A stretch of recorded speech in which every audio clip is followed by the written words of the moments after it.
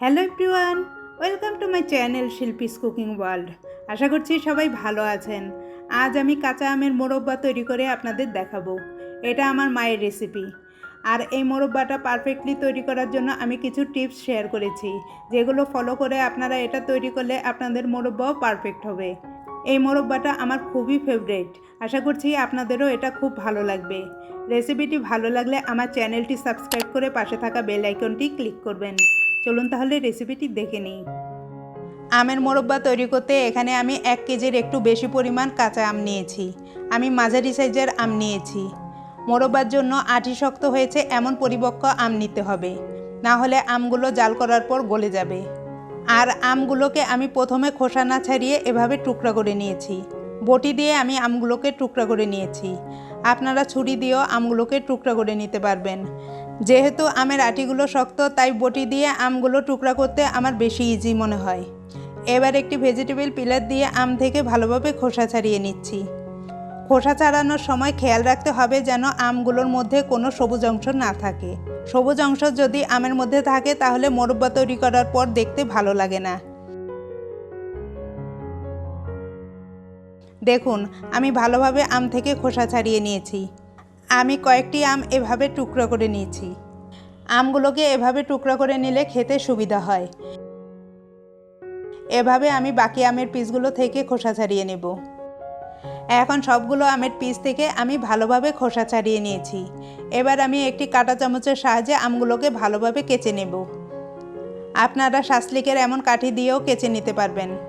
ছিদ্র করার সময় ভালোভাবে গেঁথে গেঁথে ছিদ্র করতে হবে, যেন ছিদ্রগুলো আঁটি পর্যন্ত পৌঁছায়। এতে করে আমের ভেতর চিনির সিরাপ প্লাস মশলাগুলো ভালোভাবে ঢুকবে। আমি কিভাবে এই কাজটা করছি তা স্ক্রিনে দেখে আপনারা নিশ্চয়ই বুঝতে পারছেন। এই কাজটা করতেই একটু সময় বেশি লাগে।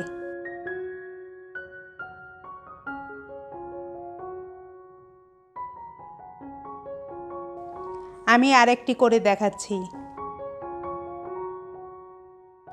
এভাবে আমি সবগুলো আম ভালোভাবে কেচে নেব।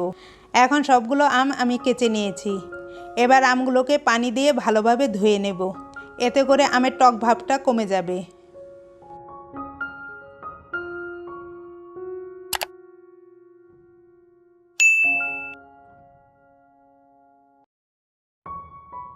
পানিটাকে এখন চেঞ্জ করে আবার পরিষ্কার পানির মধ্যে আমগুলোকে নিয়ে নিচ্ছি। এভাবে পানি বদলে বদলে আমি 3-4 বার আমগুলোকে ধুয়ে নেব।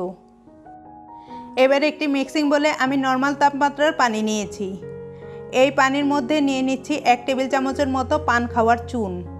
এই চুনটা আপনারা যে কোনো পানের দোকানে পেয়ে যাবেন। চুনের পরিবর্তে আপনারা এখানে ফিটকারিও ইউজ করতে পারবেন। এই চুনের পানিতে আমগুলো ভিজিয়ে রাখতে হবে, কারণ চুন ও ফিটকারির পানিতে আমগুলো ভিজিয়ে রাখলে আমের কষটা বের হয়ে যায়। সেই সাথে আমের টক ভাবটা কমে গিয়ে আমগুলো আরও টাইট হয়ে যায়। এতে করে পরবর্তীতে আমগুলো জাল করার পর ভেঙে যাবে না, আস্ত শক্ত থাকবে। আপনাদের কাছে চুন বা ফিটকারি না থাকলে আপনারা পানির মধ্যে লবণ ও ভিনেগার মিশিয়ে ওই পানিতে আমগুলো সারা রাতের জন্য ভিজিয়ে রাখতে পারেন। এতে করেও কিছুটা সেম ইফেক্ট আপনারা পাবেন। আমগুলোকে আমি এই চুনের পানিতে 2-3 ঘন্টার জন্য ভিজিয়ে রাখব। আমগুলোকে আমি 3 ঘন্টার মতো ভিজিয়ে রেখেছিলাম। চুনের পানিতে ভেজানোর পর আমগুলো একটু শক্ত হয়ে গিয়েছে। আমি আমগুলোকে চুনের পানি থেকে তুলে একটু চিপে চুনের পানিটা বের করে দিচ্ছি। আমি আমগুলোকে আরও কয়েকবার ভালোভাবে ধুয়ে নেব। আমি ততক্ষণ পর্যন্ত ধোবো যতক্ষণ পর্যন্ত না আমগুলো থেকে পরিষ্কার স্বচ্ছ পানি বের হয়। এবার লাস্টবার আমি আমগুলোকে ধুয়ে নেব।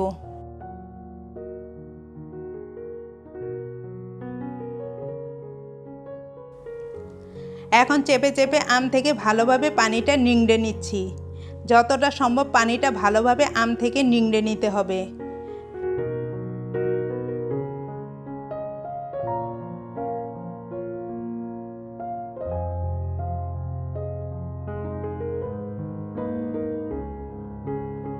এবার আমার এই আমগুলো মোরব্বা তৈরি করার জন্য রেডি হয়ে গিয়েছে।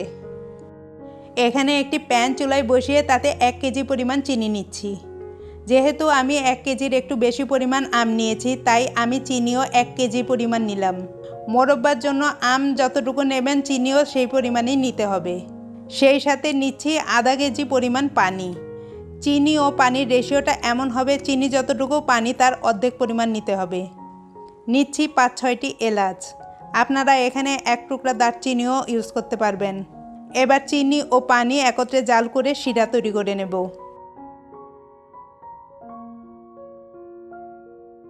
এখন চিনিটা গলে গিয়ে শিরাটায় বলক চলে এসেছে।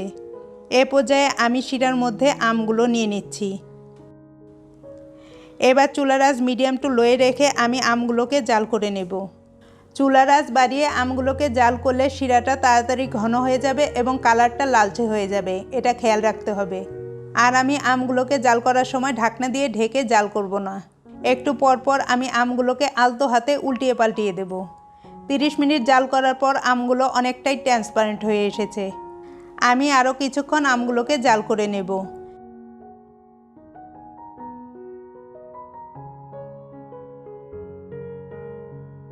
এ পর্যায়ে দিচ্ছি 1 চা চামচ টালা মৌরির গুঁড়া। চেষ্টা করবেন এই মৌরির গুঁড়াটা এখানে অবশ্যই ইউজ করতে, এতে করে মোরব্বার ফ্লেভারটা প্লাস টেস্টটা ভালো আসে। আমি শুকনো তাওয়ায় মৌরি হালকা তেলে গুঁড়া করে নিয়েছি।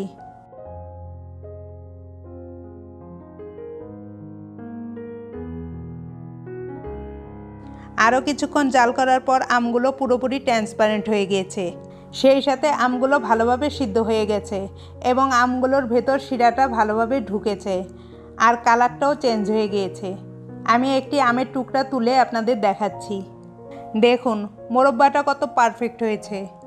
আমগুলো ভালোভাবে সিদ্ধ হয়েছে আর আমগুলো ভেঙেও যায়নি। আর মোরব্বার শিরার কনসিস্টেন্সিটা এমন থাকবে। দেখুন আমার শিরাটা খুব বেশি ঘন হয়নি, একটু পাতলা আছে। নামিয়ে ঠান্ডা করলে শিরাটা আরেকটু ঘন হয়ে যাবে। আমার এই মোরব্বাটা তৈরি করতে 45 মিনিট সময় লেগেছে। আমার আমগুলো মাঝারি সাইজের, তাই আমার এই সময়টা লেগেছে। আমের সাইজ ছোট হলে আর একটু কম সময় লাগবে। এখন চুলাটা বন্ধ করে আমি এই শিরার মধ্যেই সারা রাত আমগুলোকে রেখে পুরোপুরি ঠান্ডা করে নেব। সারা রাত আমগুলো শিরার মধ্যে রাখার পর আমি মোরব্বাটা সার্ভ করে দেখাচ্ছি।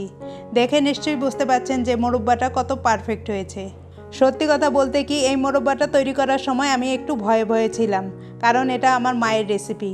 কিন্তু মোরব্বাটা তৈরি করার পর ট্রাস্ট মি, এটা test plus texture plus look same আমার মায়ের তৈরি করা মোরব্বার মতো হয়েছে। কারণ আমি ছোটোবেলা থেকে এই মোরব্বাটা খেয়ে আসছি আর এটার টেস্টটা আমার মুখে লেগে আছে।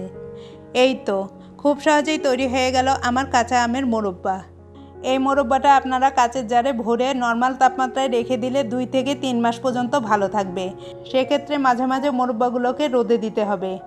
আর নর্মাল ফ্রিজে রেখে দিলে 1 বছর পর্যন্ত ভালো থাকবে।